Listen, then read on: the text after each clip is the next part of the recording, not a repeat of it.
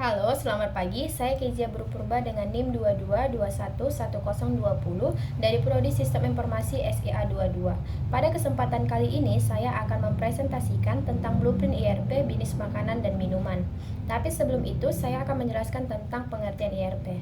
IRP Enterprise Resource Planning adalah suatu model sistem informasi pemecah kebuntuan berbagai hambatan fungsional tradisional dalam organisasi dengan cara berbagi data, berbagi aliran informasi, dan mengenalkan praktik-praktik bisnis yang umum di antara semua pengguna dalam organisasi.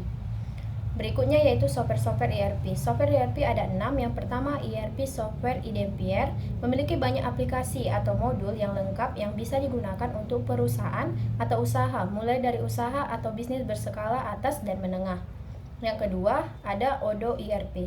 Biasanya digunakan usaha berskala menengah atau UKM serta pelaku bisnis yang berskala ke atas.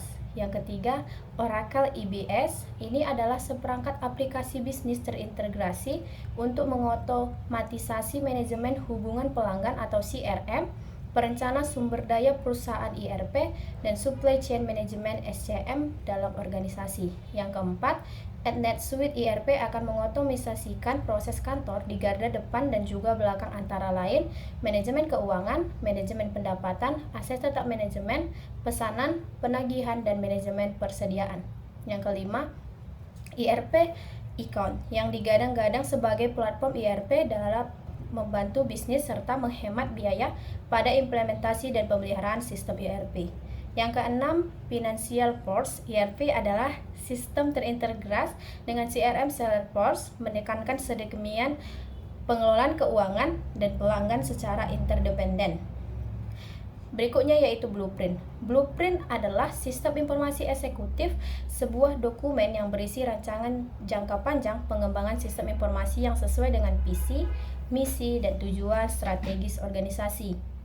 Fungsi utama blueprint dalam perusahaan adalah memberikan arah yang jelas, meningkatkan efisiensi dan efektivitas, serta memastikan semua upaya terarah pada sasaran yang sama.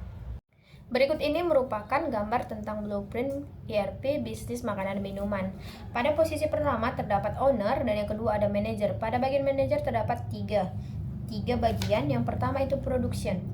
Production merupakan penghasil produk makanan dan minuman, di mana tugas-tugas production yang pertama yaitu produksi produk makanan dan minuman, yang kedua menyiapkan stok bahan baku, yang ketiga proses produksi, dan yang keempat pengemasan produk.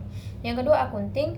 Akunting merupakan pengelola keuangan perusahaan, termasuk biaya pendapatan, biaya produksi, dan pengeluaran, di mana tugas-tugas akunting yang pertama pengelola keuangan, yang kedua untung dan rugi, yang ketiga nasihat rencana jangka panjang, dan 4 neraca.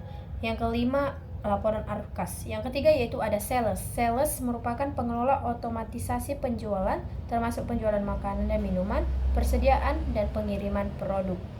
Tugas-tugas sales yaitu yang pertama sales outreach, merupakan metode penjualan keluar dengan cara menghubungi calon pembeli dengan harapan dapat menghasilkan bisnis baru. Yang kedua ada need analysis, adalah proses menangani dan menentukan kebutuhan. Yang ketiga yaitu proses development. Proposal development adalah proposal pengembangan produk. Pada production terdapat customer service, di mana customer service merupakan pembeli dan pemakai produk. Tugasnya pemberi penilaian produk, pemecah masalah, dan pencegah masalah. Pada akunting terdapat reporting, merupakan pencatatan dan pembukuan, di mana tugas dan juga alat-alat seorang reporting yaitu arus kas, untung dan rugi, serta hutang dan piutang. Pada sales terdapat marketing, yaitu pemasaran dan promosi produk, di mana alat yang digunakan yaitu sosial media dan brosur. Pada bagian produk dapat disertakan yaitu diskon, dan pada situs web yang diharapkan dapat diedit, autoresponder, dan mudah ditemukan. Yang kedua pemberian iklan, dan yang ketiga terdapat alamat kantor.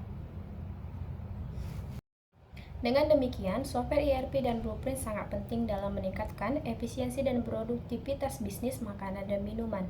Mereka membantu mengelola penjualan, menghindari penarikan makanan, mengembangkan toko retail, dan meningkatkan kualitas layanan. Sekian dari presentasi yang dapat saya sampaikan. Kiranya presentasi yang saya sampaikan dapat bermanfaat. Terima kasih.